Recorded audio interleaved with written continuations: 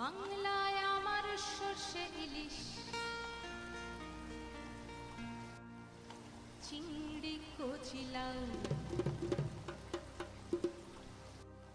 বাংলা পার্শে মাছকে ধুয়ে জিরের বাটায় দাও। বাংলায় আমার সর্ষে ইলিশ,